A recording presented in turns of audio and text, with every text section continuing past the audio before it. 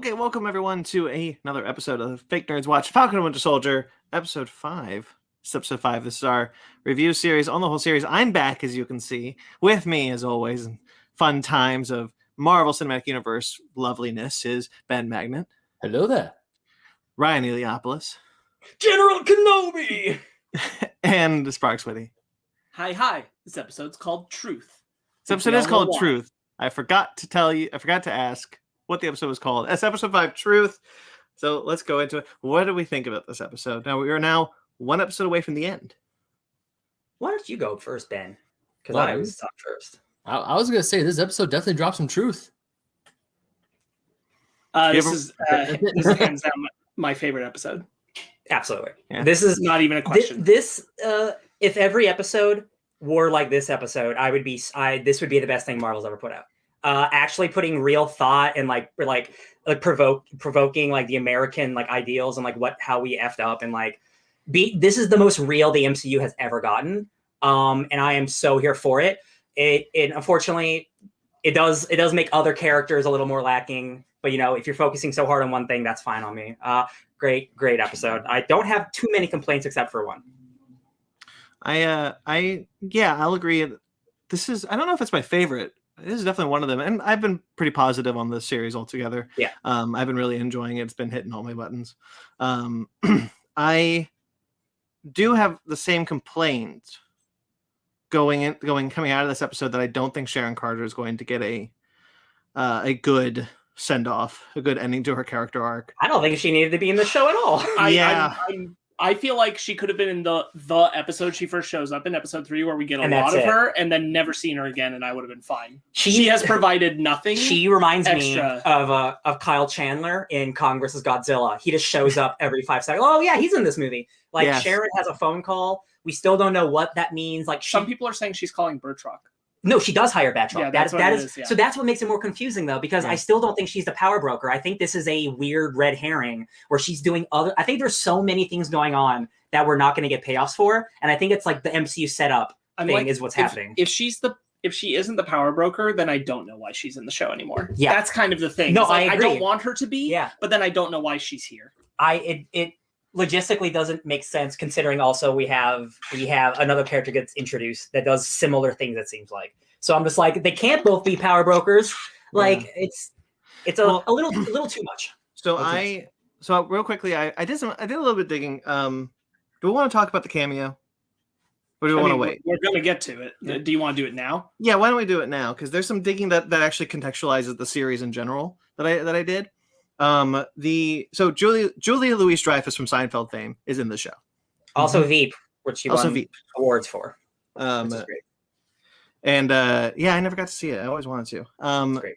But she shows up in the show as Madam Hydra, right? That's her comic book character's name. So that is what everyone's calling her. She's not the Madam Hydra. She was one Madam Hydra. Right. She is more of a good guy than a bad guy in the comic books. Right. But everyone's running with, because she has Hydra in her name one time. She banged Fury. Her and Nick Fury had a long relationship. She's part SHIELD. She's a quadruple agent. Yeah. They're doing whatever. They're doing whatever they want with her. The thing that I wanted to bring up wasn't necessarily that. It was that the rumor is that she was supposed to be introduced in Black Widow. Yes. And Black Widow was supposed to be the first Phase 4 thing that came out, and then the pandemic happened and they restructured the entire franchise. So I do think perhaps given the Black Widow contextualization, Julie Louis-Dreyfus would have been a more kind of powerful hit, I guess, but it doesn't quite make sense for how this series is structured without having seen her before. Yeah, because I was actually looking forward to talk to this with you guys, because when she shows up and she's talking to John after his Senate hearing, I'm thinking, you're important. I don't know why. Well, the camera says this woman is important. Yeah, and also Julia Louis-Dreyfus says this is important. Yeah. I mean, Julia Louis-Dreyfus shows up. B, she's like sweet talking John Walker after he just got his ass handed to him in front of the Senate, in front of like a little tiny Senate/Armed Forces committee. And also she just comes in with this gravitas of like, I am super important, but I'm talking to you because you're worth something to me. I don't think we see her again in the show. No, she knows that he has the serum. She's recruiting. it's the thing of like, who is she recruiting for? Obviously, speculation abound. Is it the Dark Avengers? Is it the Thunderbolts? Is it just like a new team of bad heroes? Like, it doesn't have to be anything like that. Is it Skrulls? Is it Skrulls? That only makes sense because in Civil War she was a Skrull and she was hiring superheroes to turn them into Skrulls. That was what she was doing in Civil War. Well, it also makes sense because we have a Secret Invasion show, and like you need characters for that show to work. Exactly. So it's hard to speculate because really there are multiple directions that can go, and just being at a 2-minute scene, like there's just not enough information. If Black Widow would have came out, I think we would have a better idea of what's going on. I think so too, and there's also in this episode Zemo is being taken to the raft, which could potentially mean that that's for setup for Thunderbolts. Yes. Great. Can we talk about that scene real quick? Yeah. Sure. I love that scene. I like him with Bucky, certainly. I like how he's like, I took the liberty of crossing my name off your list. I forgive you. And I think that's a good scene. No, yeah, him talking also like when Bucky like has the gun, like, is he gonna do it? Because I was really hoping Zemo wouldn't die because I just love Daniel Brühl as Zemo. And then you see the Bucky kill him. Unfortunately, I remembered the trailer too well to remember the shot of his hand dropping the bullet. So I'm like, he ain't gonna shoot him. Yeah. Also, Bucky's arc has been, I'm not a killer anymore. So like him killing Zemo again would have been like ruining everything he's been building up to. Also, it's great because Zemo was ready to die for a second time, and the dude just let me be with my family. Somebody kill me. I love it. The dude's just ready for death at all times. I think that's great. I'm glad. I agree. He is a distraction in the show, and I'm glad they're not drawing him out. Even though, again, he's my favorite part of the show. He's so much fun to watch. He's not integral to the plot whatsoever. I feel like his presence, while I have enjoyed it, has also distracted from the themes that we actually got to in this show. Yeah. And more what I wanted to be about, which is, we're heading into the last hour. There's only one episode left, and I do feel like I think even like we're all positive on it. I'm critical, but I'm positive. But I know Brandon, is the most positive. But I think even you would say, Brandon, that like there's just not enough time for all the things they've stuffed into the show. Yeah. Sharon Carter would be one example of where that's happened. There is also a case to be made. I don't know if I agree with this upon the first watching that I've had. I'm planning on rewatching it this week for the final episode, much like I did with WandaVision. So maybe that'll change. But there is an argument to be made that Zemo has made the focus of not just made the focus of the show unfocused. That's a horrible sentence, but the middle episodes were kind of aimless. There's not really a sense of where the characters are, why the characters are doing what they're doing. There's some good character moments in them, but because Zemo is there, it doesn't quite make sense why Sam and Bucky are there. They weren't using that extra TV time like they should have. It's strong and entertaining, but it's not necessarily driving things. It's not moving something forward. Yeah. That's a good point, because what I was going to say that like I love about this episode is we get so much good Sam and Bucky interaction. And I'm like, there's really no reason small bits of this shouldn't have been happening in the episodes before this. Yeah. This should have been like doled out in pieces rather than just like, boom, episode 5. Which is kind of what we thought. You looking for this? Yeah, we thought that's what the show was Sam and Bucky slowly becoming friends. But honestly, there hasn't really been like friend progression until this episode. Yes. And it's been like 5 hours. And I'm like, it's an interesting approach. Again, this is their first outing of it. I wonder if that's just, trying to make a TV show for the first time is something. And you know what I think might be the mistake is that the Flag Smashers were a global. They could be a global threat, but if they were home, if they were in the United States, then we could have scenes of Sam and Bucky going back to the farm, going back to Isaiah. We can see them. We don't need to be like, okay, now they're in Europe. For 3 episodes. Right. I still stand by like Brandon, did you no shame either way. Did you watch our discussion from the last episode? Yeah. Okay. So the point that we brought up about there needed to be more development of the GRC. The GRC as an entity of opposing force, and the fact that John Walker is the mascot of the GRC, I so badly wish was there. And like we're getting to that point where like, yes, they are pinpointing like the GRC. We are like focusing on them. And I'm like, man, I just wanted to know they were more present up to this moment. Yeah.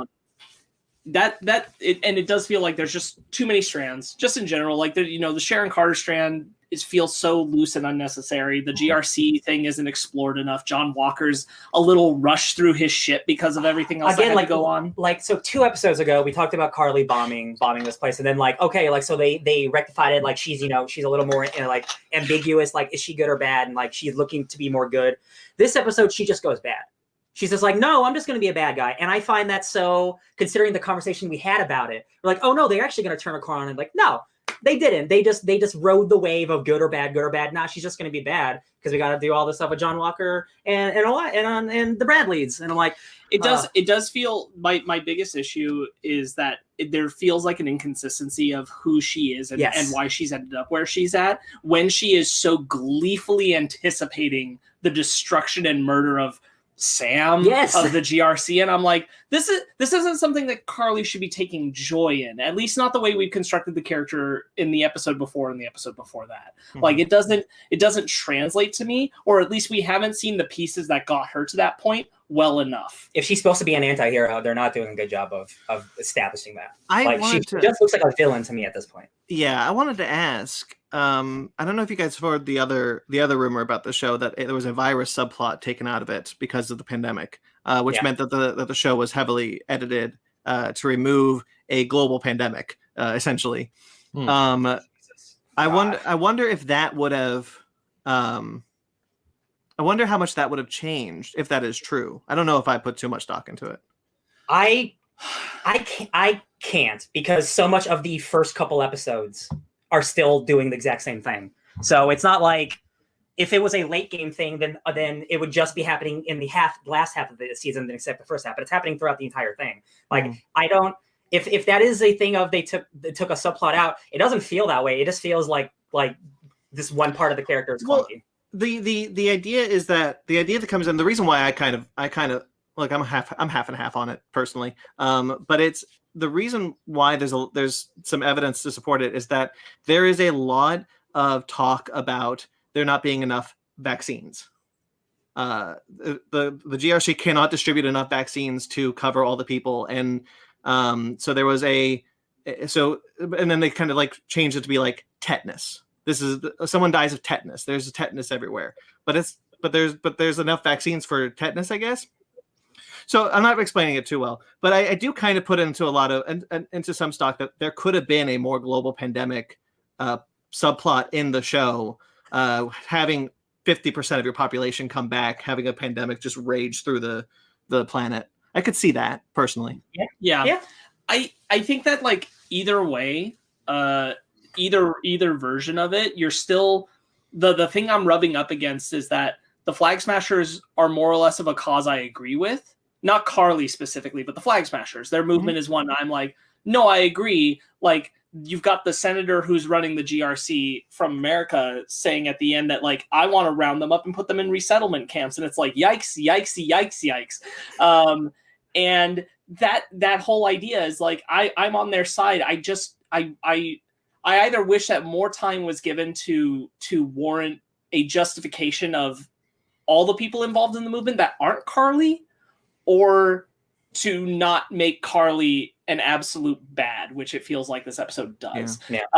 Because it's just so counterintuitive. This is I've seen a lot of people make the comparison, and I kind of see where they're coming from, where it's like, this is basically saying, like, what if Antifa was actually a terrorist organization, like really truly the terrorist organization they claim? And I'm like, that's kind of what they're saying. The people who are fighting against fascism are the baddies, and they're making it that way. It almost kind of feels like how they should have structured the show with Carly being a more, as Ryan said, anti-hero, and John being the more through and through, like, this is the bad person, and we need to stop this person. While Carly is kind of not necessarily there, but we kind of sympathize with her more. Yeah, because like you're showing me two different ideals, and like one of them's supposed to be like, I don't know, right or wrong, and but then you have John Walker, and I'm like, well, both of these people are doing bad things, so I don't understand. You're not making me root for either of them, and I know we're not supposed to root for John Walker, but I do feel like we're supposed to root for Carly, and that especially now with Batroc, especially now that she's teamed up with Batroc. Exactly, and that actress is going around saying like, yeah, Carly's not a bad person, she's just misunderstood, and I'm like, you know, they need to write that character better then. Like, I don't know what to tell you. I mean, like, they can, like, I'm sure that they will turn a corner with Carly in the next episode, that there's going to be something she does that redeems her of the worst part of what she's heading into right now, and cast it into that light of like, she's a person doing bad things but for the right reasons, that kind of thing and all that. And I just think it'll be too little too late kind of thing, or not enough to fully make it feel like sincere. And this is really where like it just comes back to I think that either the series needed to be longer than 6 episodes to actually explore all these things, or 1 or 2 of these things that they stuffed into this needed to be taken out. Again, really love him, but Zemo is the thing that feels like the biggest distraction from all this other stuff that needed to be explored. The GRC needed to be explored. Sharon, honestly, John Walker needed to be explored. Carly needed to be explored. A lot of stuff. Honestly, I think 8 episodes might have been the sweet spot. Maybe. Yeah. Because like I like, it's not like I dislike Carly. I just feel like there's not enough time to make me feel all the emotions she's feeling. I know she's a good person, but you are showing me that she's doing these bad things, and she's saying that she's going to be a bad person, but she's a good person. It doesn't add up. It just doesn't add up. And you still have Sam going around saying like, I believe in this. Like, I think Carly's right, but it's like, okay, I can understand where you're going to end the show with probably Sam Wilson being Captain America, taking up the cause, not necessarily as violent, but being like, no, I'm going to fight for the people who I'm going to fight for everyone and things like that, what we talked about before. But with how Sam is saying it now, you're just kind of looking at like, well, she's killed a lot of people and threatened your family. Why are you still on her side? Because the plot tells us it has to be that way. Exactly. That's the thing. Like, I can just see the writer's room of like, oh, this character has to go this way, but the writing behind it doesn't justify it. Yeah. It's tough. I think that there's also just a big like thing behind the curtain of all this, which is that they've kind of opened a box that I feel like they're never going to properly close, which is you've opened a conversation of all these people who have been displaced because they became a community around the world and went to live in different nations that never would have allowed them before. And now the GRC wants to put everybody back across the border lines that they used to live on and refocus that. So you get all these internationally displaced persons. And one way or another, this next episode is not going to resolve that. And it'll be like a one line on a TV. And we will never really address that concept again, or that issue. I don't expect it. And that's a real bummer. That's a real bummer, because that's honestly the kind of thing that I like to eat up. I talk about a lot with Star Wars. Like, the things I like about Star Wars are more of the politics and things. And like, there's some of the GRC, like, hey, I like a good multiverse story as much as the next person. But goddamn, like, where you could have set this next bit up? Spider-Man. Right. I mean, Black Panther. Yes, you've created this very like interesting and compelling idea of following up the blip of like, there are people who now live in places that they weren't allowed to live before. Now what's going to happen?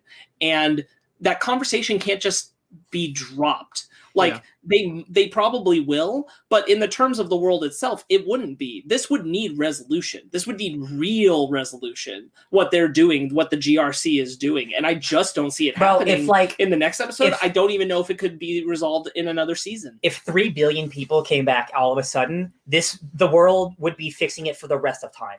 Like, this is not something you drop in a week or even one season of a show. And what's unfortunate, you are right. I think because they thought that 6 episodes of a season was way enough to do this stuff, that this is going to be the extent that we do get of it, any of the actual drama, and the rest will just be like kind of going back to what we're used to. We know so well of where Wanda's story goes next. We know so well of what's, especially now after this week, what happens in Spider-Man. And all these, the grounded ones, the fantastical ones, we get what's going to happen next in the MCU. We don't know where Sam Wilson's story goes next. Yeah, and I would really like it if Sam Wilson's story goes somewhere next. I'd like it in a movie, this is the driving plot, is more of this. I agree. Because like, I want this to be as relevant as Sokovia has been in the MCU up to this point, ever since they screwed up in Sokovia. Mm-hmm. I want it to be mentioned regularly. I want people to talk about it. I want it to appear in the Netflix shows. I mean, I'm just saying, like, even the Netflix shows would reference like Sokovia in passing, because they were still being MCU adjacent at least. And it mattered. Like, it kept coming up, right? That's what I want this to be. This whole thing with the GRC, it should constantly still be coming up for the characters that make sense. Obviously not the Guardians and Thor, but the people who are like operating on Earth and everything, this should still frequently come up. Oh my God, dude, She-Hulk is going to be that show. Shield's gonna be dealing with lawyer shit so. and people who have been displaced or something. Like, hopefully I'm wrong, and this isn't the only time we see it, but maybe like She-Hulk is a law show about a bunch of displaced people. Well, I think the weird thing, the toughest thing about it is that you have to, the other part of, at least of what they've set up, is that this isn't happening in America. There is no internationally displaced person problem in America. Everybody that came back, they were fine, like we were doing our thing, whatever. This is a purely outside America issue. This is the nations that had bans and issues because of religion, and like this is very much a Israel-Palestine kind of debate. I'm sure would be at the heart of this kind of concept. Yeah. That's what this is, and they have to be willing to tackle world politics if they're going to pursue it in the future. And I just don't know that they're going to. I'd like to think after this episode, like that they have the balls to go hard. And I just, now that we've done it, I just hope we can keep the box open instead of close it. Right. I agree with Brandon. Like I want Sam Wilson's next thing to be him still pursuing this. I don't want like the next time we see Sam Wilson to be like, oh, the Serpent Society got to deal with that. So I'm a werewolf. But have him be Captain America. No, but like it have to be connected, right? Yeah. You know, like, but like I want Sam to be continuing to follow this thread. I don't want it to just go away. Yes, I agree. That doesn't work for me. That's going to make all of this feel so much more hollow, especially what Carly's doing, especially what the Flag Smashers are doing. And I appreciate that there's at least the guy who's like Carly's right-hand dude who's saying, whoa, we're teaming with like this Batroc. We're teaming with him now. Like clearly it's not the Flag Smasher ideology. Like it's not something that they're all on board with, but Carly is still the person running it. Carly is still the person who's championing it and doing it with a smile right now. So I missed it and I'm glad, but I thought Batroc died in episode 1. So I'm super glad that for some reason I thought he died in like in the explosion of the plane or whatever. So when he showed up again, I'm like, sick, more George St. Pierre. Hell yeah. I was actually thinking when he showed up, I was like, I'm glad to see him because I think it's cool that they found a cool way to bring in Batroc in the MCU. But like, I kind of really like him as being this like first act villain and then disappears for the rest of the thing.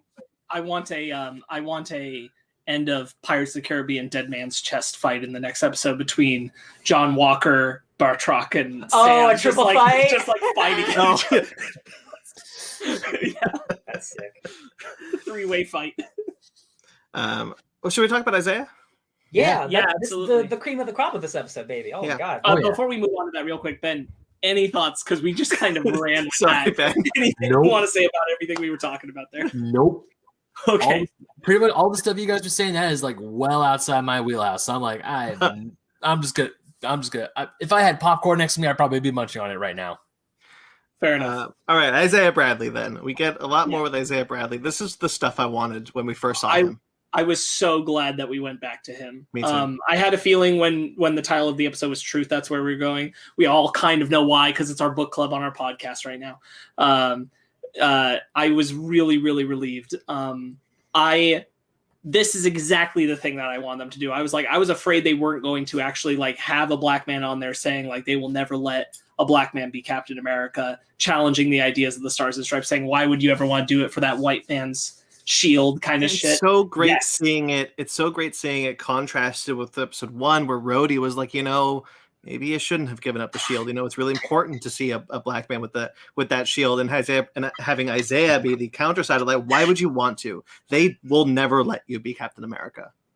I mean, he's so broken by the country that he fought for, and the scene is so real for me because it's not only a representation of black people in America, but it's also a representation of veterans in America. And you don't have to be black to be a veteran. The government will F you over anyway. Like I just think about like my grandfather who was a paratrooper in Vietnam and the way that the government F'd him over. And I just think about like, oh my God. And this is a fake superhero show. And we're getting into the real legality of America and how the way they treated their people. And I'm like, I can't believe it. I cannot believe it. The way that Isaiah talking to Sam tied it into like a lot of real history of like bad treatment of like black veterans, as you were talking about, because like the fact that he brought up the red tails, I was surprised by.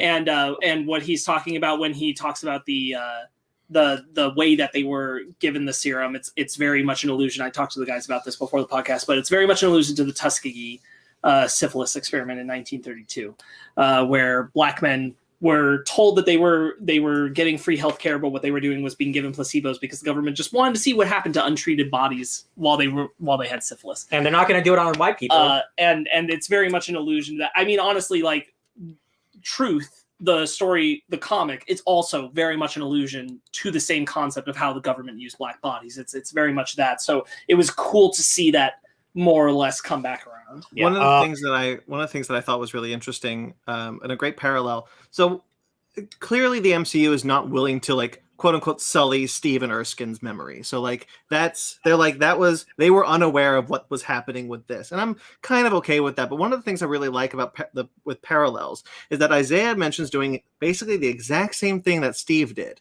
Go in and save his men. Yes. And he got arrested, but Steve got a medal. Yeah. Yeah. Yeah. I love that too. That too. So that was really great. When we first saw Isaiah Bradley, I was like, oh, we're probably going to get like a cool flashback scene, right? And I fully expected it to happen.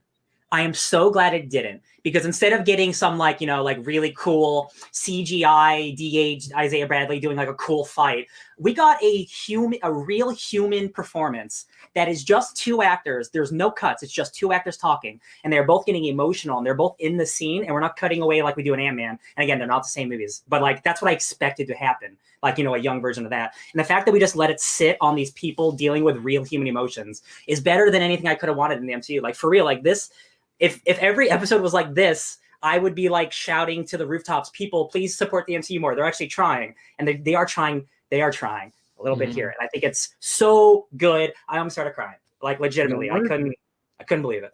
One of the things I loved about this episode is how, because in the very Sparks, you mentioned it earlier about when Rhodey's talking to Sam saying, hey, maybe you shouldn't have given him the shield because then we could see someone like us. That was Brandon.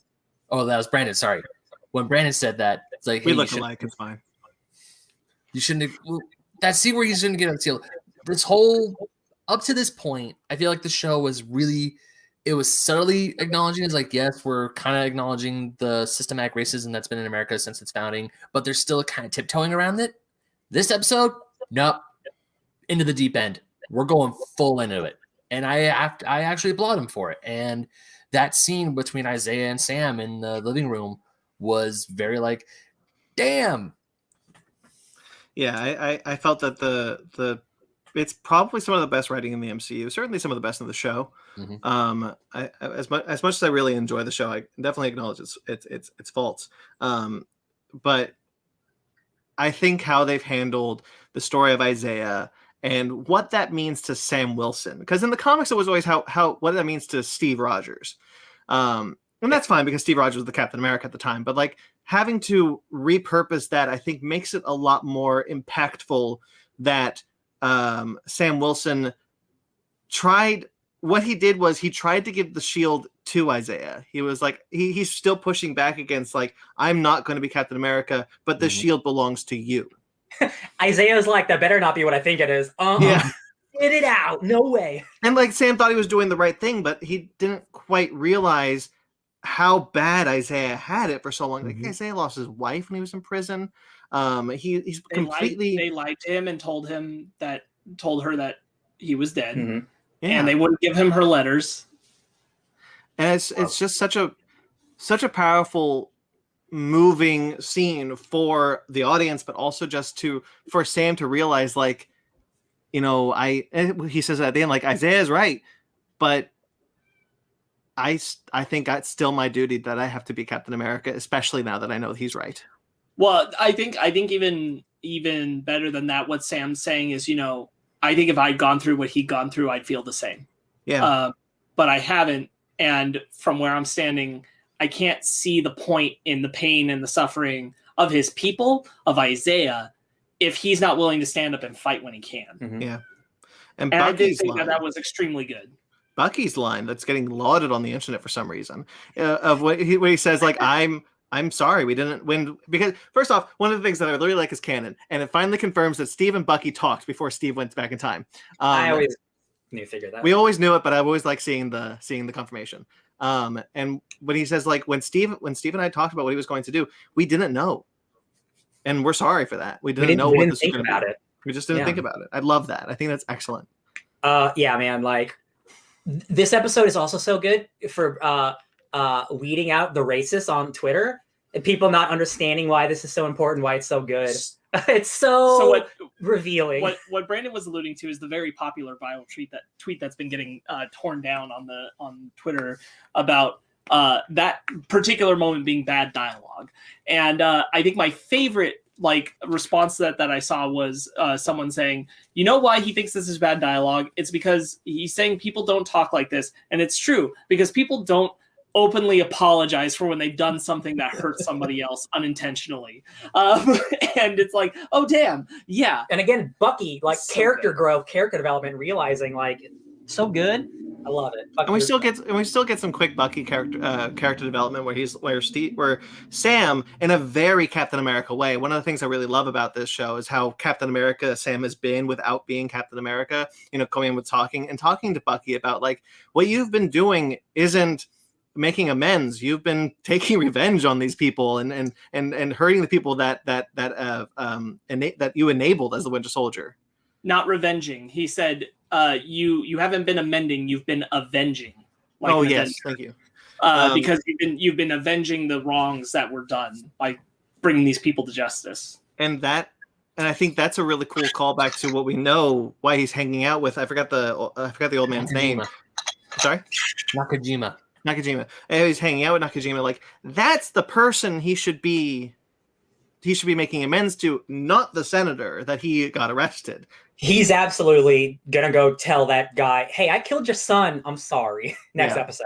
100% closure. We'll see how that goes. Maybe go get some more ramen with his daughter. And I think that's a really good. I think Bucky has been really good in the show, but he's been really stagnant. And I'm glad that while this is very much Sam Wilson's show and Bucky is still the sidekick, that we've got more characterization with Bucky, and that moment kind of solidified it for me. That this is as much as Bucky needed in the show. Yeah, because Falcon's been around as long as Winter Soldier, but he's had personality. He hasn't been a brainwashed assassin with no personality. So Bucky really has this has been all of his character development is this season. And yeah, luckily it's been so good and it's been so fruitful. I can't wait to see more of that character. I was checking out some comics and I'm right, this character is cool. Yeah. Yeah, I can't wait to see where either of these characters go next. And it's such a, hey, all hail Feige, but the fact that he told us exactly where Wanda's story goes after WandaVision, but not where Falcon and Winter Soldier's story goes after Falcon and Winter Soldier, bums me out. But I'm very excited to see where they go. Because at the end of every Marvel movie, it's this character will return in this thing. I'm just praying that it's gonna get a stealth announcement that Sam Wilson will return in Captain America in 2024. And it's far enough away they don't have to tell us anything, but they're just confirming it. So we're not oh, is this going to be real or not? Knowing that there is a Captain America movie on the horizon with Sam Wilson as the title star would be a big deal. Even if it's far away, confirming it is huge. It won't happen, but I definitely still feel we're sitting in a space where they've been cagey about it, because I think we're probably getting a second season of the show. You think so? I do. I mean, it might not even be it might not be the Falcon and the Winter Soldier Captain season America 2. It might be Captain America and the Winter Soldier. But I think I'll take it. I think a lot of the threads that are here, because we've said there's so many loose ones, I don't think they're intended to go into a film. I think they're intended to go into a show. And at this current moment, without seeing the last episode, I prefer another season of the show. Oh yeah, because I at least believe that we'll hopefully get a lot more GRC stuff that way than if we go into a film right now. Man. And then have a Cap movie after that. That does make sense. It's just, again, because this is a new experiment. WandaVision is a series that leads into a movie, where this is a series that we don't know what's happening after. Yeah. So I guess there's no reason why it can't just be season 2 Captain America and Winter Soldier. And I totally agree that a second season I'd really like to see. But I do think it's really important, just socially. There is still a dichotomy between movies and shows. A show on a streaming service does not get the same eyes that a $1 billion movie will get. And that's unfair, because these shows are great, but it would still mean a lot just socially to be there is a Captain America movie with a black man as Captain America, because we've had 3 films, more than 3 films, but 3 Captain America films with Steve Rogers Captain America. It'd be great that the 4th one would be this is Sam Wilson now. Oh yeah, I think that moment's still going to happen. I just don't think I think there's a good chance it's not the next thing that happens with them. I think I do agree with you because like if we're taking the stuff from this TV show and turning the next thing into a 2-hour movie, then you cannot like capitalize on all the story plots that you made. You need another season. So like I do agree with that, but I also agree with Brandon. Where like I want my first Black Captain America to not be on a TV show. Yeah. So like I'm halfway on both. Hey, but we get the suit next week. Mm-hmm. Oh, what if we don't? What if they're just like it's full of candy? I'm just gonna be so upset. It's just like a Jack in the Box. The whole time. Oh my god! The next scene, the episode opens. Boing. It's just like a little IO. Sorry, but what? No, the whole episode when I was watching this, Fanny and I were like, "What's in the box? What's in the box?" Oh man, and I said that I get the reference, but I don't do that. I just kept telling Zara, I was just like, open the box. For the love of God, open the box.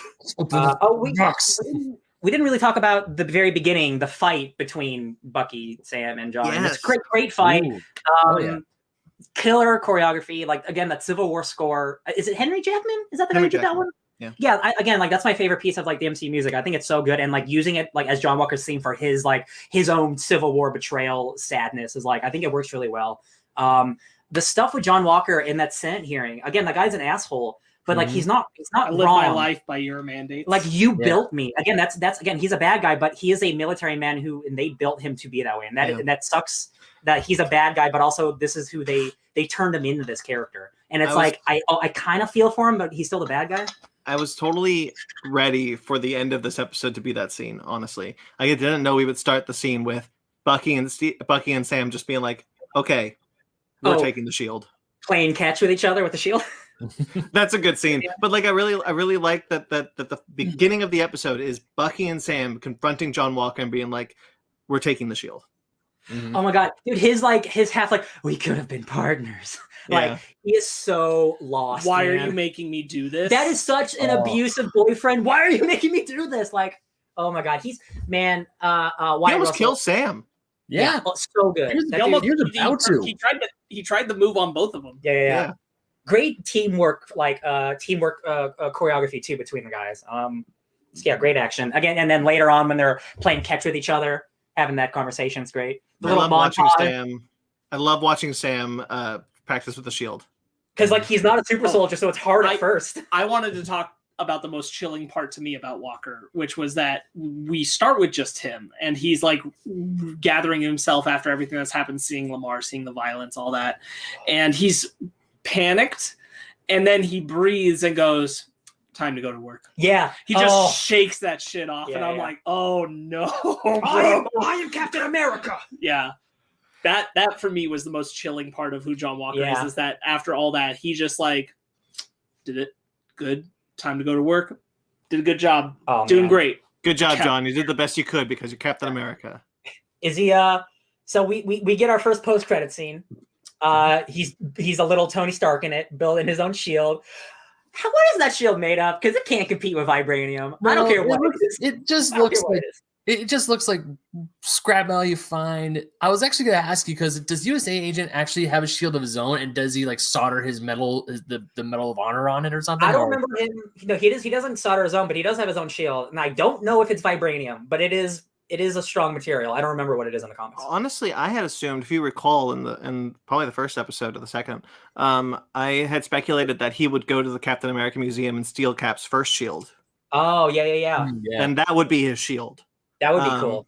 Yeah. But I didn't expect him to make a shield that will not hold up against the vibranium shield. He's also like putting like his medals of honor and shit on there, and like Lamar's Lamar's medal or something. So there's just one medal that goes on there, and I assume it's Lamar's because if it's one of his three, that seems less important. Yeah. Mm-hmm. But I think it's just like red, like, oh my god, he's gonna be like an evil Captain America with his dead buddy's emblem on there. It's like, oh, you are such a US man, right? With his friend's Medal of Honor that he got.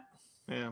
I'm curious, man. Like again, like the Contessa stuff with Julie Louis Dreyfus, like that's so curious because again, like this might have been our second appearance of her if the world were regular. We'd have a better idea of what's happening. But like my mind goes to Thunderbolts, but like because like if you're building a team, there aren't many other teams that are like anti-Avenger teams. I've been kind of haven't really been pushing back against the Thunderbolts idea, but I haven't really expected it until Ao says we're taking him to the raft, and that's when I was like, oh, I definitely see the Thunderbolts coming soon. I mean, who's on the table? We've got Zemo. Batroc. We got Batroc. We've Abomination. Taskmaster, who we know is coming back. Taskmaster potentially, because he has been on the team before. And John Walker. Potentially Flag Smasher, but that's probably not a thing. Just going from the comic stuff. That's it so far, yeah. And any future villains that would be any future villain, yeah. When you say Flag Smasher, do you mean like Carly specifically? Yeah. I mean, there's no way she'd be on a team with John. No. John killed her friend. No, absolutely. Yeah. I'm just going this because that's a character. There's a dude in the comics. Yeah. Yeah. Like honestly, like U.S. Agent, Batroc. I doubt Abomination would be there. That seems actually maybe we're getting him back. He's around. That's what I was thinking. Again, man, like the funny thing, real quick, like Thunderbolts. Vulture. Yes, thank you. Oh yeah, he's Thunderbolts. Thunderbolts aren't actually tied to Thunderbolt Ross in the comics until like 30 years later. There are multiple incarnations of the Thunderbolts, and then it's Marvel now when Thunderbolt Ross makes his own Thunderbolts team. So he technically doesn't have to be tied to them at all, but now that he is in the MCU, they can just do the more modern version where he is like the Suicide Squad Amanda Waller. I think that's totally cool. It seems a little too similar to Suicide Squad if they're going to do that. I just think the Thunderbolts are rad. Unless he turns into Red Hulk. Spicy! He could be the leader. Oh, that'd be great. I've been waiting for him to turn into Red Hulk for years. My only thing, like I'm just fun speculating. No, yeah. I think that the craziest version is that Dreyfus brings people to Ross. Yeah, she's a recruiter. And he's like, great, I'll use them. Turns out they're actually secretly Skrulls. Has a Thunderbolts team that's mostly Skrulls, and that turns around on him. The only reason I suggest that is because we know we're getting Secret Invasion, and like only so many people could be Skrulls right now. Yeah. And there's not many that can be that are in the good guy range. The bringing of this character of Contessa this close to the announcement of that Secret Invasion stuff, it does put my mind in that brain cavity. Because again, she has such a relationship with Nick Fury. Like that she could straight up just be in Secret Invasion for all we know. Everything is lining up towards that. And again, why can't the Thunderbolts and the Skrulls could weave in together? Think about like how they always talk about like episode 5. There's a cameo in episode 5 that you guys are gonna be really excited about. Like think about how cool that would have been if Black Widow had come first and we had seen that character. Hypothetically, she's in Black Widow. I'm not saying I know for sure, but like. She's in Black Widow, and we're like, oh, that's cool. And then she shows up in Falcon Winter Soldier, like, oh shit, that's a character I know. Rather than having the Lex Luthor Flash reveal, being like, I don't know who this is. So, with the rumor that she's in Black Widow, she's like bad Coulson. She's bad Nick Fury. Yes, that's what people are speculating because that's kind of what she is. Like she's a evil recruiter, so she could be the anti-Coulson, the anti-Fury. A 2-minute scene doesn't give us enough information for any of it, but like if she's recruiting evil Captain America, it's probably for an evil team. Catch her in Morbius. You know what? Cool that she's in the MCU now. I like that actress a lot. I do too. I think she's fantastic. That just makes me more excited for the future because like you keep getting good people. Yeah. Oh yeah. Like even I was like, babe, that's Julie Louis-Dreyfus. She's like, who? I'm like, Veep, Seinfeld. Elaine. He's the best. What's the dance she does in Seinfeld? Also, she was the voice of the mom in Onward. Yeah, she was. Oh, you're right. That's true. We should have known then. John Walker is so demented in the way that he convinces himself he got Lamar's killer. Oh my god, when he's talking to himself, he does it when he's talking to Bucky and Sam. He's like, he killed Lamar, and they're both like, no, he didn't, man. Come on. And then he's talking to Lamar's family, and he's like, oh, that's the guy who killed our son.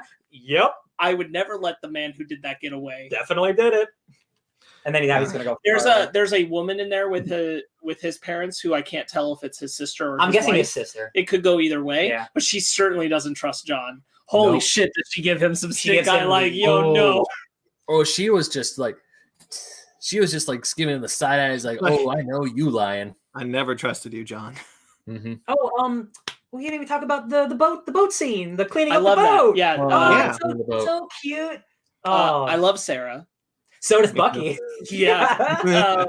but I also really like because there's another cool thing that's like it's very like speaking to Black people experience. It's very much using the community that they're in because they're in Louisiana, and it's all about how many people has the family helped. So Sarah is still helping. She's helping feed all the kids in the neighborhood. Let's call in some favors so we can actually fix the boat. And the community comes together and does it, which is super cool. Yeah. That's again a good thematic relevance to what we've seen in the show about the Flag Smashers trying. You know, like we're all about community. You know, realizing no man is an island. Yes. Again, this show is so incredible because we can have, or this episode, I mean, I like the show, but this episode is so good for me specifically because we have the Isaiah stuff. We have the great fight stuff with John at the beginning. We have the great John stuff, like the drama. We have the great, just like familial love of Bucky and Sam and the whole family. And then the community stuff. So many different tonal things happen in this episode. But for me, I didn't think, a lot of people said this was a all over the place tonally episode. And I will agree there it is tonally all over the place, but it doesn't, it's not, it all works. It all flows together. I don't think tonal, what's the word? Tone shifts like that are not inherently bad. When they're badly handled, that is when it becomes a problem. But I do not think this episode specifically handled the tone shifts badly. I think they all flowed in really nicely into each other. It was. I was gonna say it wasn't jarring when we went from the scene of Sam and Bucky trying to fix the boat, and then he's like, "Hey, don't you flirt with my sister?" to the heart-to-heart talk they have while they're throwing the shield around. I thought that was to me that was seamless. Well, it's the big tonal shifts or the Isaiah Bradley scene going to the boat montage. Yeah, you know, those two scenes are tonally so different, but they flow well together. Yeah. I mean, it doesn't immediately go to that, but I know what you mean. I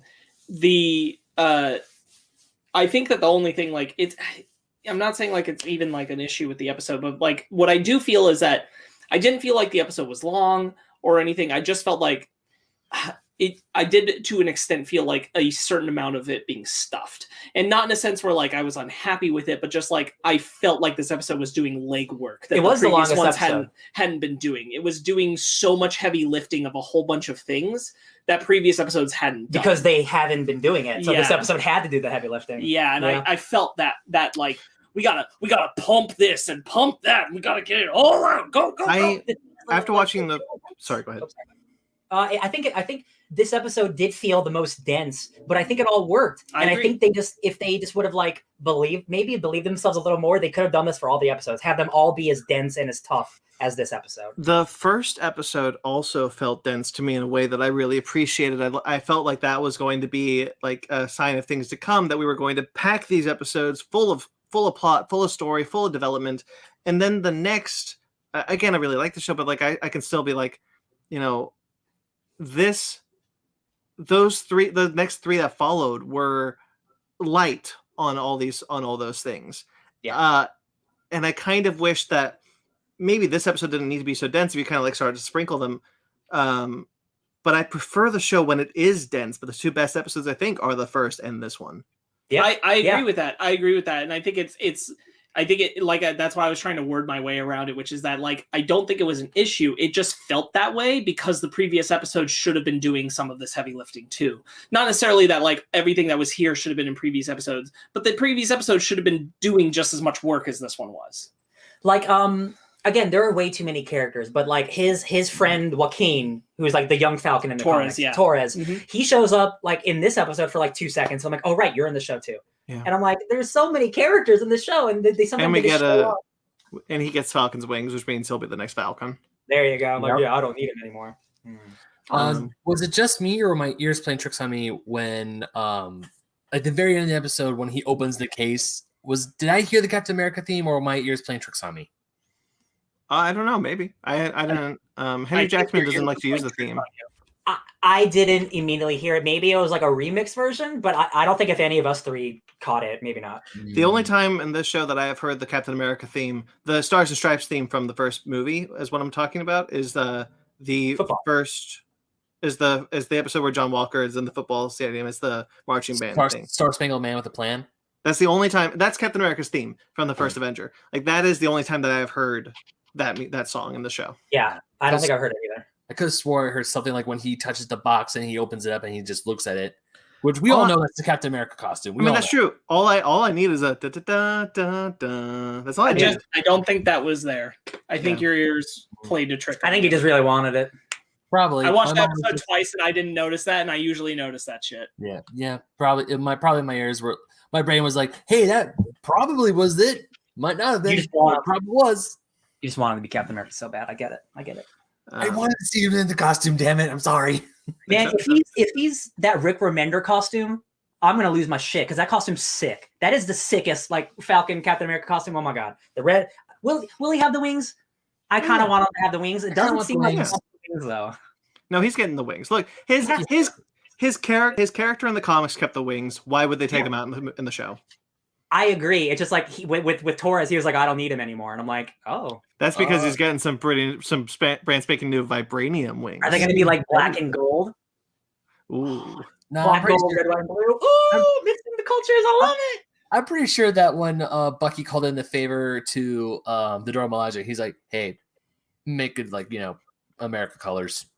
And I like the idea that like Bucky designed the outfit and then gave it to like Shuri or someone, and they made it. Oh, I can work with this. All right. Yeah. Oh, Shuri, like when she gets something like any form of blue, she's like, yeah. She'll make some nice silent shoes for him too. Sneakers. All right. I was thinking about that joke the other day. I was like, man, that's such a good movie. Yeah, I like that movie a lot.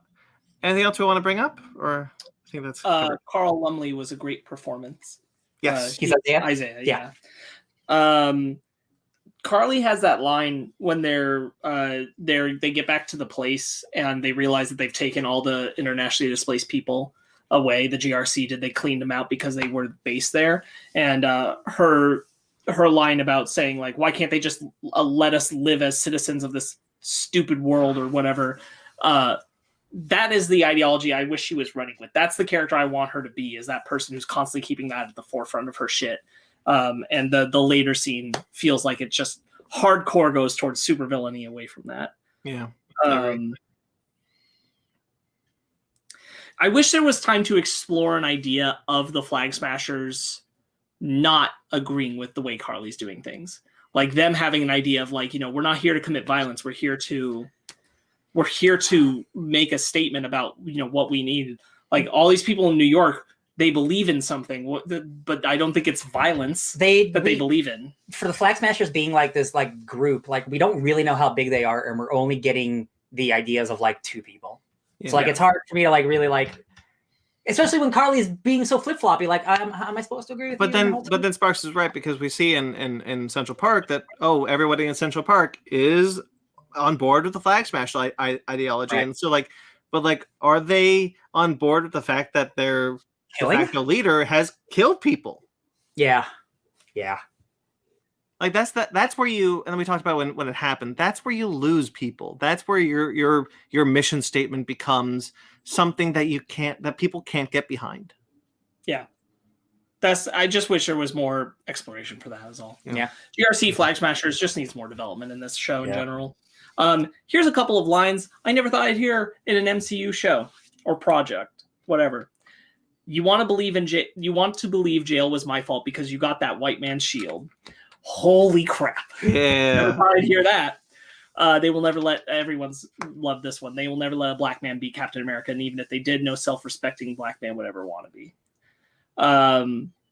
And then I was just going to say that I really like that Sarah's his confidant about Isaiah, that they make it very clear that he's been telling her everything that he learned from Isaiah and all that, and that she's, supporting him through figuring that out and all that. I thought that was really good. It's not something that Sam's keeping to himself, because it would have been easy to leave it that way, but they made it very clear that like Sarah is helping him work through his ideas of what that means and what Isaiah is. And I thought that was so important, because it would have been super simple to just have Sam stewing on it, brooding on his own.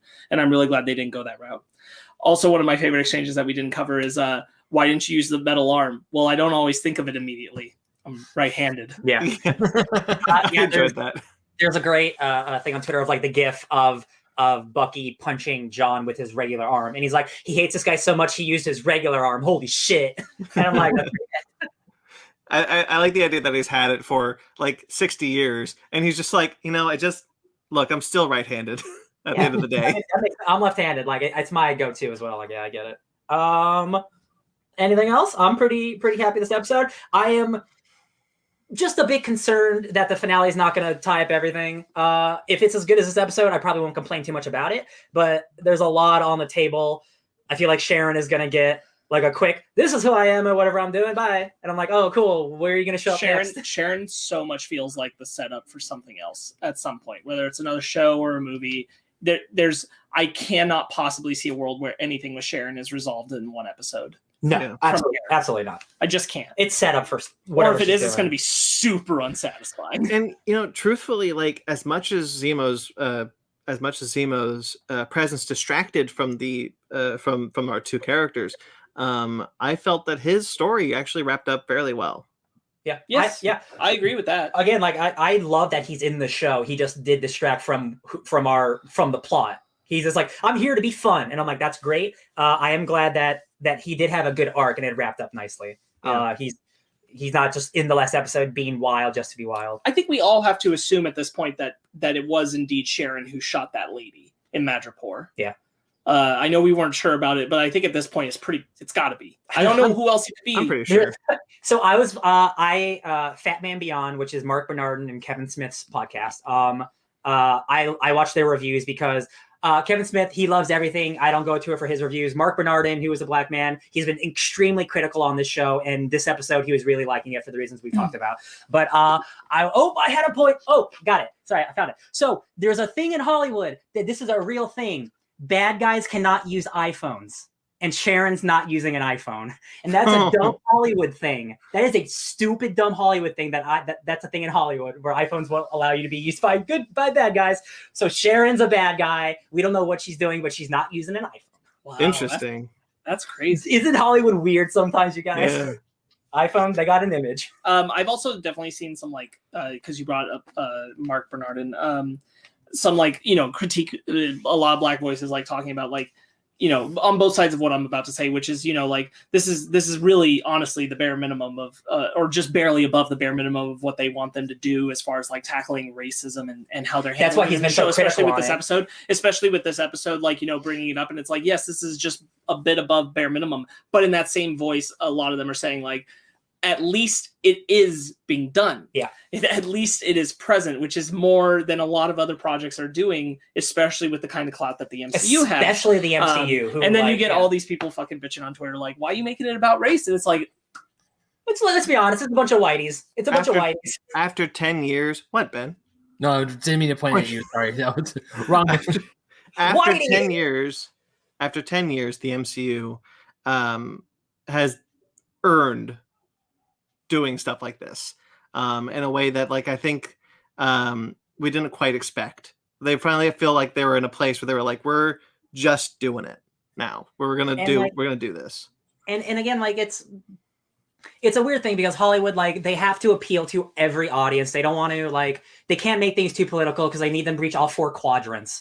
But when you do something for so long, and especially when you have characters of color who are your main characters and they're taking over something like the Captain America emblem symbol, that is not something you can shy away from. Racism is not something you could shy away from, and the MCU for the most part does. And the fact that they aren't, I really, really hope that this is again the Pandora's box opening, and it's not them just opening it for a second. Because if we can get an entire movie or another series where it's just about what's it like to be a black Captain America, that's incredible. Boy, I hope so. Oh my God. I do not believe Disney will do it, but this gives me the it hope. Feels like they have to. It doesn't feel like they can structure a show where he weighs the consequences of taking it up as a black man. And then they're actually there would be no consequences. Don't worry, guys. Yeah. It's totally cool with everyone. They can't go that way. I still agree with the criticism that that a lot of people are having way back when these shows were first announced. I still agree with the fact that they are putting their more diverse characters on Disney Plus and not in $1 billion movie. That I will still be that's still a major problem, which is probably why they feel more comfortable tackling things like this in a show on Disney Plus and not in a movie like Black Widow. It's just the most frequently in my mind. But there's still movies like Shang-Chi coming, Eternals coming. So there's still those.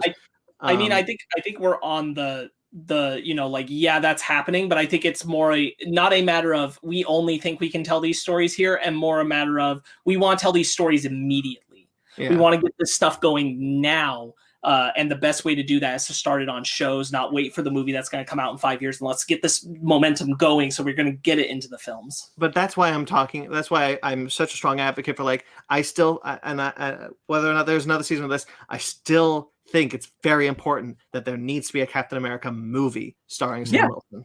Oh yeah, there will be. There will be. I'm not worried. There will be.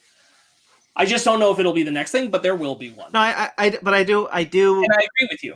I do think it is a safe bet that they put this show on Disney Plus and not in a movie, but it also gave them the ability to stretch out the story and really dive into the themes. So there's a double-edged sword there, but I go back to my previous argument that I said. Because if this were like a 2 hour and 10-minute movie or whatever, you wouldn't get to tackle it. We wouldn't. No. We would get the abridged version. We would get the abridged version of that. We would get a 3-minute scene, and we would also get the Ant-Man flashback scene because you have the extra budget to do that, and it would make it less emotional because now you're turning into a big superhero thing. The fact that this is the way that they did it, I think, is the best possible way, and people are talking about it. Like, we're still in a pandemic, and like not many movies are coming out, so like people are watching this show. Thankfully, it's the highest thing on Disney Plus watched or whatever. Mm-hmm. Okay. I mean, what do they got? Mighty Ducks. They got that squirrel superhero movie. Hey, you know what? Actually, the Mighty Ducks is doing pretty well on Disney Plus. Not as well as Falcon Winter Soldier, but like for sure, pretty well. For sure. Them crazy ducks. I'm just saying two totally different calibers of entertainment. Two different game changers. As I said to Ben last night, the Mighty Ducks Game Changers is probably the best thing the Mighty Ducks franchise has ever produced. That's amazing. All right. That's it. We're done. We'll wash our hands of this episode as we go into the next one. Do you think the next episode's called Red, White, and Black? Holy shit. Yeah. If they call it the truth, then sure. That would be awesome. That would be great. I'm not going to say it is, but that would be great. So now that Black Widow's moved, we're not getting something in May, right? No. That's okay. Because we got 2 shows back to back. We're doing, after this, we'll get Loki and then Black Widow. Loki's in June. Right? Yeah, we're not getting anything all of May. That's fine. And then Black Widow and then Shang-Chi. Yeah, that's what I'm saying. So then What If? Like 1 month. Yeah, 1 month is not that bad. That's why I was like, okay, like we're getting 7 things after that, so it's fine. Black Widow's coming out in July, right? Yes.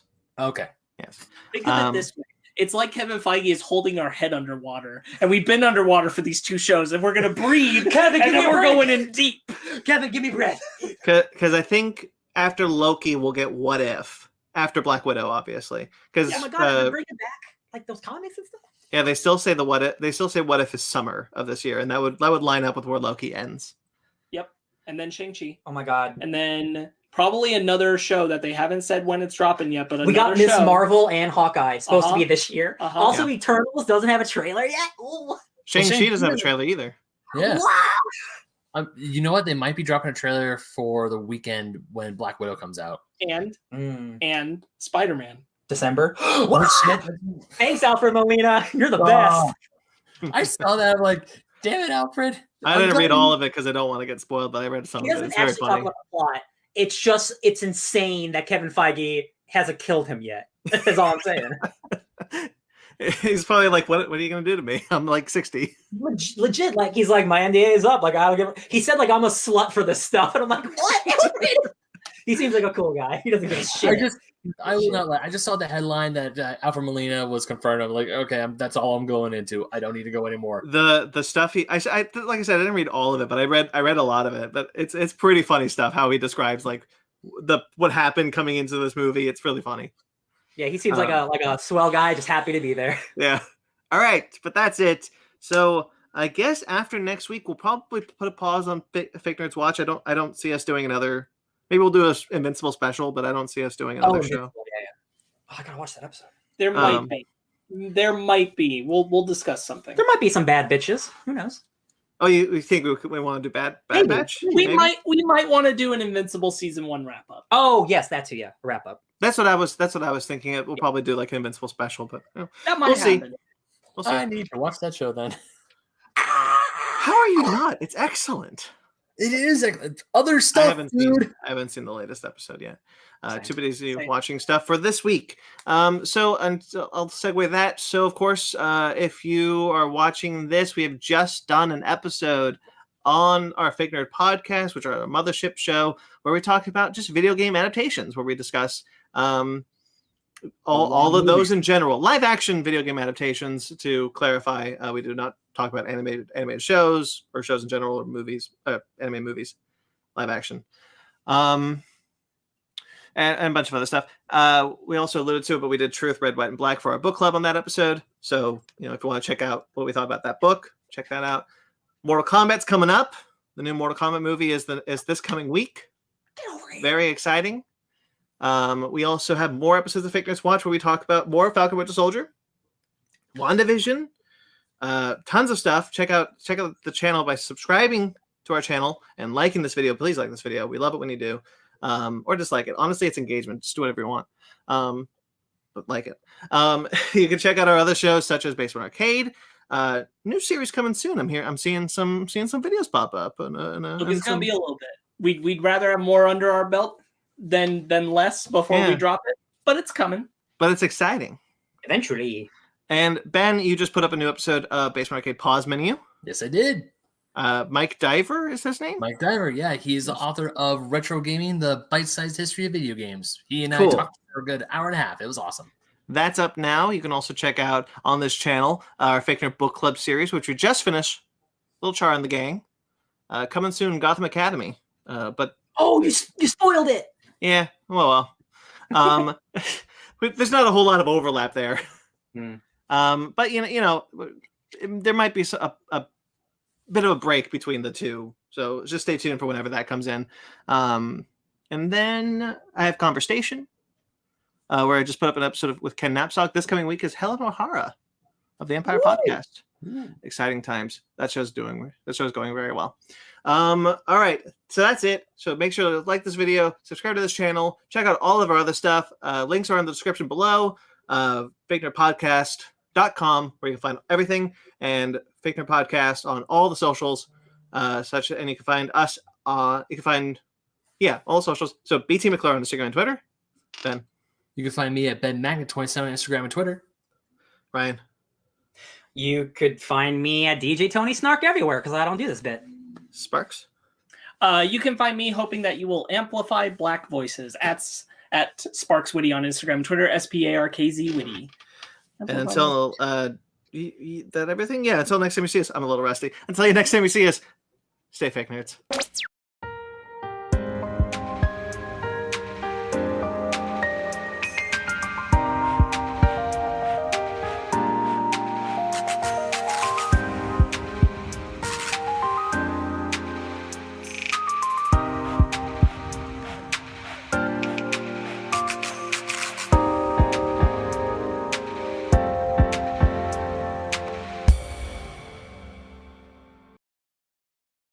Did everyone see that tweet that was like, Ratatouille is just a mech movie about cooking? Of course. Fucking broke me. No. Yeah, I don't see it now. But they're not. Ratatouille is just Evangelion if you think about it. I'm saying the food reviewer, it's Shinji's dad. He's trying to get his acknowledgement and his love. I'm just saying. Oh my god. Egon? Yeah. All right, anyway. So does that make Alfredo Unit 1? Does that make what? Alfredo Linguini, does that make him Unit 1? Or is he Shinji? Is Ratatouille Shinji? Yes. Yeah. Yeah. Yeah, I can see it. Linguini is Remy's mom. Oh god. See, we could do, if we really wanted to, we could do this. We can make this work. Match the characters. We'll make it work. All right. Anyway, let's not do it. Shit, it is. Oh my god, that's the. Yeah, it just clicked. Remy's brother. Remy's brother is oh my god, her name is Ray or Asuka. No. Olette is Asuka. She's playing. I was gonna say Olette was Asuka. Yeah. I'm blanking on her name. My favorite character of the show. Masato. Yes, Masato, thank you. Yeah, that's Remy's Cool, brother. cool millennial girl. Yeah. All right, if we're all good to go, shall we? Yeah. You don't need to poop again, do you? Don't tempt him. No, I'm okay. I'm good. Okay. See, I pooped before we came on. It's just the thing where like you don't think about it, and then like you're about to do something that's going to take time, and your body's like, "Oh, remember that thing you didn't think about for a little bit?" Oh my god. Coming out. It's a quick systems check of how you're just like, Yeah. Hey, are you gonna?